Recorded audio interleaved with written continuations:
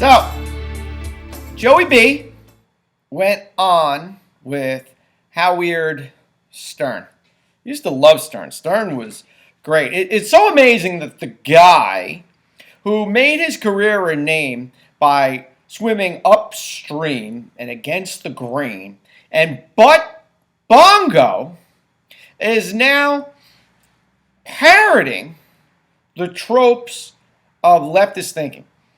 So let's just go through the lowlights or the highlights, the lights of this little Howard Stern, Joey Biden interview. Mind you, this was only what I took from the teaser to the entirety of the interview.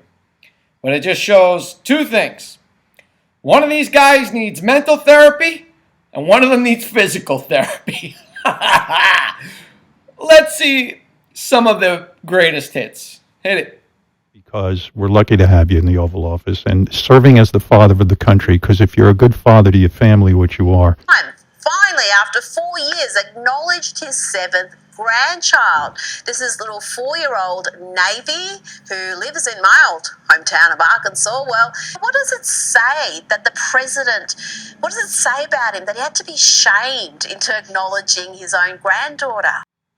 But he's a great father. He's a great father. He is such a great father that his son is a drug addict, is likely, probably, more than obviously, trafficking money, dirty money, through shell corporations that came into the country that ended up in Joey's pocket. So, beyond his prostitution buyings and his drug use and his lack of acknowledging his own daughter, I'm sure Hunter's a great father and guy. The apple doesn't fall far from the tree, I suppose. Can you imagine if it was any of Trump's kids who acted like that? They would have had a mass hanging, all at Trump's on Fifth Avenue in New York City. Oh, God, just be consistent, as I say. Let's see how deep this Howard Biden rabbit hole goes. And I want to thank you for providing a calming influence.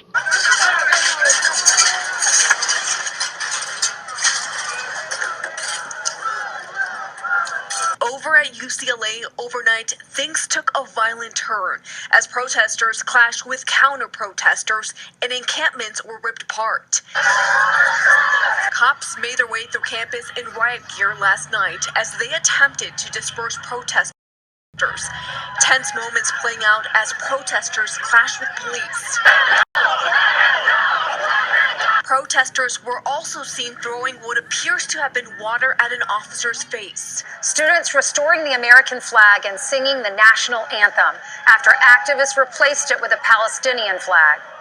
The NYPD descending on CCNY's campus and removed a flag that protesters had raised and replaced it with an American flag. The students at Columbia told us straight out they were spat on, they were assaulted, there were racial slurs that were being used against them. That there was some serious issues there, swastikas on the campus. They should not be subjected to this type of anti-Semitism.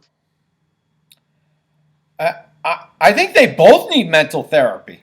It's ridiculous. Did they call Howard and say, listen, we need to pick up some lefty votes because obviously people listening to Stern now have got to be lefty. I mean, I left Stern years ago because obviously the guy is mentally imbalanced. Anybody that's got to go to therapy 2-3 times a week just to live a life of privilege, Howard, is kind of ridiculous. Forgetting who you were that made you who you are. It's so ridiculous. So, yeah, so I don't understand, like, you have to be mentally unfit, unbalanced, or completely checked out to say those things. He's brought calm. This is the worst that we may have seen in decades of unrest, notwithstanding all of the riots that took place after George Floyd. Now, those types of things, everyone was creating all kinds of excuses about. they're kind of doing that now as well. They're creating excuses for all the anti-Semitism. It's freaking ridiculous. And you know why? Because we have a lack of law and order. This is the problem. Hierarchy, law and order. This is the nonsense that I was promoting when I was recruiting, helping in the hiring process for Con Edison, which is you dumb down your standards, you're going to get dummies. If you allow for lawlessness, you're going to get lawlessness. If you do not keep law and order and hierarchy, and there are not consequences for bad behavior, you get bad behavior. Is this so complicated? Back down the rabbit hole. An organized administration. We can't rebuild our economy. My physical as well as my mental fitness. You could take care, if you were a quartermaster, you can sure in health take care of running a, department store thing, where in the second floor of the ladies department or whatever, you know what I mean? The way China will respond is when we gather the rest of the world that in fact believes in free in open trade and making sure that we're in a position that the world that we deal with WHO the right way. That in fact that's when things began to change. I looked at it anyway. That's what I think my plan. I know what my plan does. I mean. But I mean, it's not about, I know you're supporting by saying booing, but look, here's the deal. Hey everyone, I'm Joe Biden's husband. But the truth is, she's the strongest person I know. She's a backbone like a ramrod. That's the kind of first lady this Jill Biden will be. God love you. An organized administration. I don't know what he's talking about. Organized. It took Joey or Brandon. I don't know why I'm getting. You know what? I'm getting so. I'm trying to play this down the middle, but I'm finding it hard. Why? Because we're spending all this time with Trump sitting in court in the city over some prostitute that he paid to keep her mouth shut, which she didn't. We're spending all this time trying to prosecute him for hiding all this information about election interference, while the case itself is election interference with this election. The irony is just amazing. Standing up to Putin. Don't.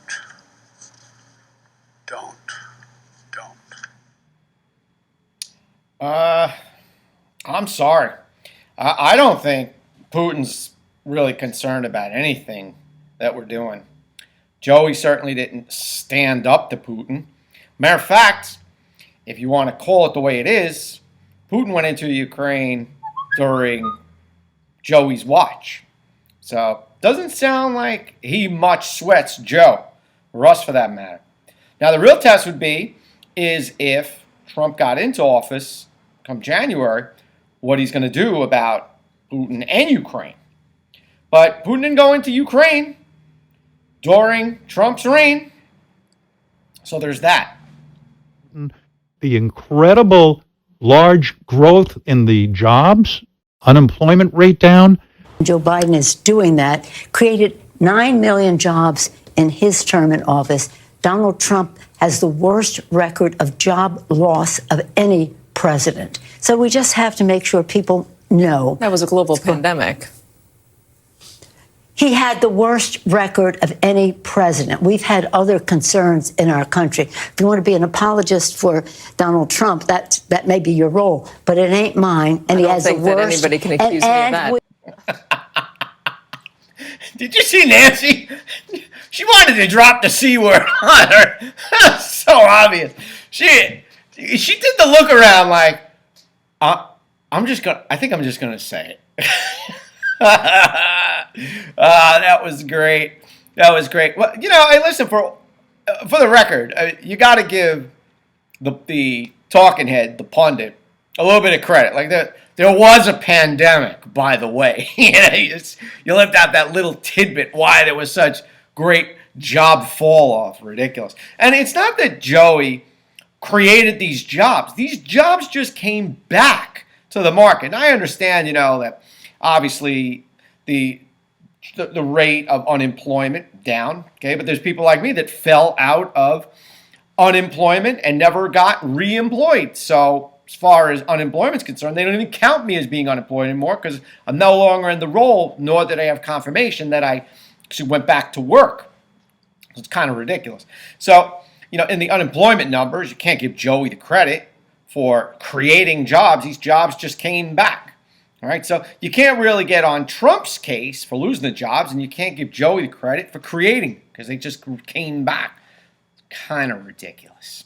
We're the most unique country in the world. We really are. We are, but I don't want to lose it.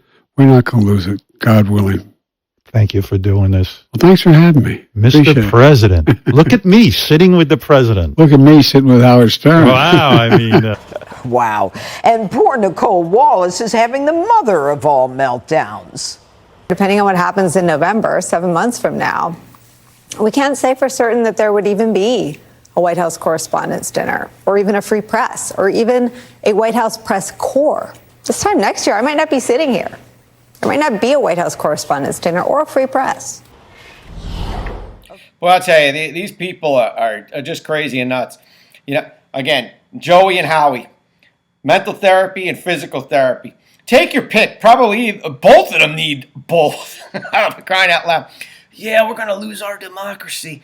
It's so ridiculous. And even this idiot on MSDNC making the statement like there won't even be a press corps if Trump gets elected. It's so ridiculous. It's obnoxious. It's absurd. Just stoking fear and just ridiculousness. You can't even call yourself a journalist. As far as the correspondence there, that's just a jerk-off session anyway. Just giving themselves awards how great they are. And then it's only free and fun for the gang that is hosting the whole thing, which is mostly the left. All they did was bash Trump that's why he skipped it. It's not in good fun, and it's not poking good fun. It's all mean-spirited. It's terrible. Anyway, well, Joey needs some help, so he's calling in some favors of the Hollywood elite. He needed Gordon Gekko to help pull him out of this terrible bind he's gotten himself into. So let's see what Gordon Gekko had to say to help out Brandon. Let's take a look. The people that I've talked to and everybody that I have say he's as sharp as a tack. He's fine. My physical as well as my mental fitness. We all have an issue with memories. As we get older, we forget names. He's overcome a stutter in his life, and sometimes he might. We're in the second floor of the ladies' department or whatever. You know what I mean? But let's just say that his entire cabinet, including his vice president, everybody in his cabinet, would be more than happy to work with him again in the next term. I cannot say that about the other candidate running. Here we are. Hollywood supports Democratic presidential candidate. Go figure. I'm glad you mentioned that Michael Douglas played a president in a movie because, I don't know, in no movie that I have ever seen has the president blundered like Joe Biden did just last week. Watch. My uncle, they called him Ambrose Brosey, they called him Bosey. He got shot down in New Guinea, and they never found the body because there were a lot of cannibals for real in that part of New Guinea. I see a future of the planet. We saved the planet, as this guy's busting his neck doing, from climate change. Literally. Climate crisis in America. I'm going to go order a milkshake. Yeah. I'm just going to order a milkshake. Yeah, we'll be right back. I thought you did it right there. This stuff would be terribly funny if it wasn't so sad. Though it is fun. I want a milkshake. Ice cream cone. Can I get an ice cream cone? This is the president of the free freaking world, man. It's ridiculous. It's unbelievable. I can't even believe we're living in these times. I'm just fired up, man. I'm just fired up. It's just this craziness, this silly ridiculousness. It's just leading the sheep. And who's the best leader of the sheep? Well, got to pull Hill Dog into here. Listen to the irony of Hillary talking about how Trump would love to kill his opposition and jail them. The opposition would like to jail their enemy. Interesting. Okay. Trump was like, just gaga over Putin because Putin does what he would like to do. Kill his opposition, imprison his opposition, drive, journalists and others into exile, rule without any check or balance. That's what Trump really wants. So ironic that she brings up the imprisonment of the political opposition, which is exactly what Democrats are trying to do. The former president, she's said things like this before. This is the farthest, I think, that she's ever gone with killing the political opposition. And usually when she says things like this, it does not work out well for her. Obviously, she's watching another cable news network that starts with, MS and ends with NBC, because the morning show over there keeps saying that Donald Trump, if he gets back into office, will execute journalists. I mean, this is utterly and totally ridiculous at this point, and Hillary just looks so foolish. I feel sorry for her at this point, to be quite honest with you, Todd. You gotta feel bad for Hillary. She's still reliving this nightmare every day, trying to do everything in her power to try to stay relevant. Just go back to your house in upstate New York, wherever you're from, and just go back under your rock. Nobody wants to hear from you anymore. We're done listening to it, crying out loud. I better not turn my back. I don't want to be the next on the kill list here. But it's just crazy. You're talking about Trump wants to, imprison his political opponents? They're actually doing that right now, aren't they? They're trying anyway. It's amazing that the left is just the art of the projection. They just love going after and saying that they, the right, wants to do it when they themselves are the perpetrators of those exact crimes. Trying to make it sound like democracy's on the ballot. That's my favorite. Democracy's on the ballot. Like, the whole country's going to dry up in a year if Trump gets elected. It's got to be better than everything that we see happening now. Riots in colleges, wars in Ukraine, Israel and Hamas going elbow deep into it, Iran stepping in, Hezbollah, Hamas. What a freaking mess. Where does it end? There's more, huh?